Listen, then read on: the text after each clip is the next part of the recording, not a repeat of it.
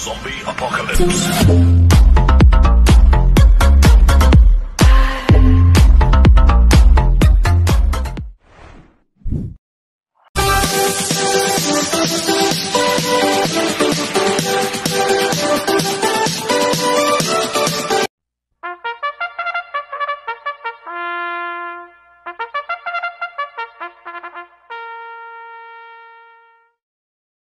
Magandang araw po mga bayang karista. Ngayon po ay araw ng linggo, May 19, 2024, karera po ng Metro Turf, Malbar, Batangas. Meron po tayong 8 karera sa araw na ito. Nandito naman po yung lingkod, Drunken Master Wangbu, a.k.a. Eloto Budoy, para magbigay ng giya at analysis sa inyo mga bayang karista. Mga bayang karista, start po ng karera natin ay 4 p.m. At meron po tayong 3 stakes race dito, yung First Leg Triple Crown Stakes Race, Hopeful Stakes Race, at yung 3-year-old locally bred stakes race. Sa race 2 po gaganapin yung 3-year-old locally bred stakes race. Sa race 3 naman po gaganapin yung Hopeful Stakes Race. At sa race 4 naman po gaganapin yung first leg ng Triple Crown Stakes Race. Mga exciting race po yan, mga bayang karista, kaya abangan po natin at panoorin natin mamaya yan. Talagang magandang laban ho itong stakes race natin na gaganapin sa araw na ito. Kaya bago po magsimula magbigay ng giya at analysis, huwag mong kalimutan subscribe, like, and share YouTube channel ko po. At syempre, huwag din mong kalimutan i-click yung notification bell ko para updated po kayo sa mga bagong videos ko. Kaya mag-start na po ako sa pagbibigay ng giya at analysis. Race 1, first pick 5, Cobos Race 1 to 5. May 7 kabayong tatakbo. 3-year-old and above maiden race sa distance 1,200 meters. So, solohin ko na po ito. Numero 2 is Still Somehow na sa akin JD Pabilik. Last run po nito na-disqualified lang po siya kay Amazing. At nag-barrier trial po siya si Still Somehow noong May 7. Nagpreba siyang 1.14.8 sa distance 1,200 meters. Ang quartos po niya ay 24 media, 23 media, 26 media, 1.14.8 po ang preba ni Still Somehow sa distance 1,200 meters. Kaya sosolohin ko na po yan, numero 3, Still Somehow. Sa race 2 po tayo, winner take all, Cobos Race 2 to 8. May 14 na kabayong tatakbo. Ito yung 3-year-old locally bred stakes race sa distance 1,600 meters. First choice ko po dito, numero 6, Han City, na sasabi po ni John Alvin Guse. Ito medyo magaganda po panalo niyan last run. Si Han City at kami po ni John Alvin Guse ito. Kaya malaki panalo sa akin ito. Kaya siya po first choice ko. Second choice ko po, numero 9, Walt 359, na sasabi ni Pati Dilema. Last run po na ito noong April 27. Segundo po siya kay Worshipful Master. Cambio hinili, binigay na po kay Pati Dilema. Lasan, EA Abreu lang po sumakay dito. Kaya malaki po panalo sa akin ito. Kaya siya po second choice ko. At lalagay ko mong third choice sa pandiado, numero 10, Boss Lady, na sasama ni JD Sarate. Ito, last run po na ito, April 7. Segundo po siya kay Han City. Medyo nasalto lang po sa rekta to si Boss Lady. Kaya sa akin, tingin ko magandang diado to. Kaya siya po third choice ko. Kaya ang first choice ko po, numero 6, Han City. Second choice, numero 9, Walt 359. Third choice sa pandiado, numero 10, Boss Lady. Sa race 3 po tayo, pick 6, Cobos Race 3 to 8. May 10 kabayong tatakbo. Ito po yung Hopeful Stakes Race sa distance 1,600 meters.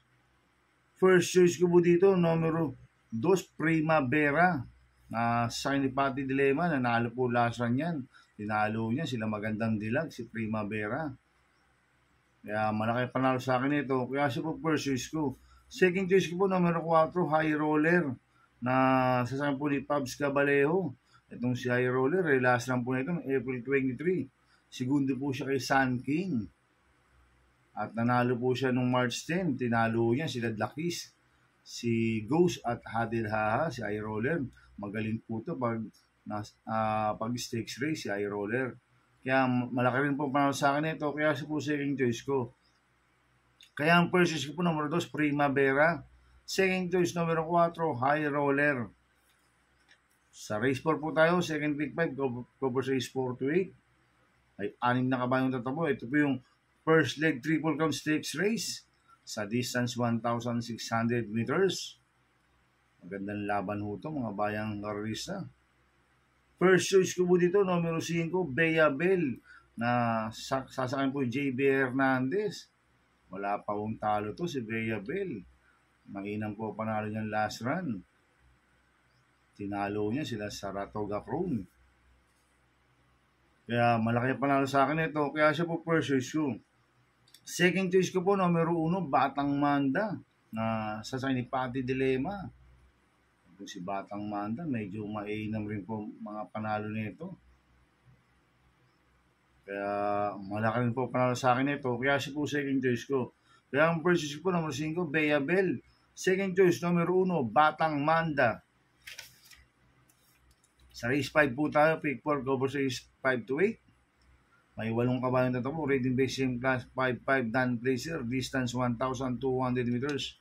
First choice ko po dito, hindi banderang numero 5, One for the Road, na sasakyan po ng CS Pare Jr. Last run po nito nung May 11, pang-apat po siya kaya Smarty Jazz. Cambio nito, binigay po kay CS Pare Jr. Last run, apprentice po sumali dito, AR Ramos. Kaya malaki ang panalo sa akin ito, kaya siya po first choice ko. Second choice ko po, numero 8, Ariana, na sasakyan po yung Charles Reyes. Ito siya po yung mayroong best time dito na 1.15.8 sa distance 1,200 meters, si Ariana. Kaya malaki rin po panalo sa akin ito, kaya siya po second choice ko. Kaya ang first choice po, numero 5, One for the Road. Second choice, numero 8, Ariana. Sa race 6 po tayo. May 8 kabayong tatakbo, rating base system class 4-16-21 split, distance 1,200 meters. First choice ko po dito ay nag-iisang imported, numero 3, Matikas, na sasakyan ni RC Susun. Nanalo po noong April 20 yan, tinalo niyan si iSociety. Same rider, RC Susun, kaya malaki panalo sa akin ito. Kaya siya po first choice ko. Second choice ko po yung di banderang numero 4, Great Britain, na sasakyan po ni J.F. Baroginog. Ito, siya po yung mayroong besem dito ng 1.13.8 sa distance 1,200 meters. Magaling po kay J.F. Baroginog to, si Great Britain. Angkop pa ang distansya, 1,200 meters. Kaya malaki po panalo sa akin ito, kaya siya po second choice ko. Kaya ang first choice ko naman ito, Matikas. Second choice, numero 4, Great Britain. Sa penultimate race number 7 na po tayo, mga bayang karista. May 8 kabayong tatakbo, rating base system class 5-5 splits, placers sa distance 1,200 meters. First choice ko po dito, numero 1, Ivan, na sasakyan po si CBR Donya. Ito, bigyan lang po ng importansya ng connection to si Ivan. Malaki panalo sa akin ito. Kaya siya po first choice ko. Second choice ko po, numero 5, I Love Mati, na sasakyan ni RJC Tabor. Last run po nito, noong May 11, tarsero po siya kala Glenda's Magic, si I Love Mati. Kaya malaki po panalo sa akin ito. Kaya siya po second choice ko. At lalagyan po third choice sa pandiado, numero 3, Potential, na sasakyan ni BJB Galieta. Ito, nag-barrel trial po siya noong May 7. Nag-prepa ng 1.17.2 sa distance 1,200 meters. Kaya sa akin, magandang diado ito, si Potential. Kaya siya po third choice ko na pandiado. Kaya ang first choice ko po, numero 1, Ivan. Second choice, numero 5, I Love Mati. Third choice sa pandiado, numero 3, Potential. Sa last race po tayo, sa race 8. May 8 kabayong tatakbo, rating base system class 5-6-10 split, distance 1,200 meters. First choice ko po dito ay numero 4, Hang Loose, na sasakyan po ni OP Cortez. Ito, tingin ko, solo airing ngayon to, si Hang Loose. Last lang po nito noong May 3, siguro kay Hetnad. At nalucha lang po siya ni Great Connection last lang. Ngayon, solo airing, ang compound distansya, 1,200 meters. Kaya malaki panalo sa akin ito. Kaya siya po first choice ko. Second choice ko po, yung bumaba po ng rating base system, numero 1, Bantay Sarado, na sasakyan Jerome Storge. Malaki rin po panalo sa akin ito, si Bantay Sarado. Kaya siya po second choice ko. Kaya ang first choice po, numero 4, Hang Loose. Second choice, numero 1, Bantay Sarado. Good luck in happy racing, mga bayang karisa. Inuulit ko, ito gabay ko lang at analysis ko. Pero pagdating sa tayan, kayo pa din masusunod.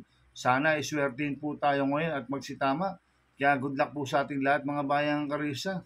Mga bayang Karisa, shoutout muna ako. Happy racing po sa mga taga Double Rock OTV.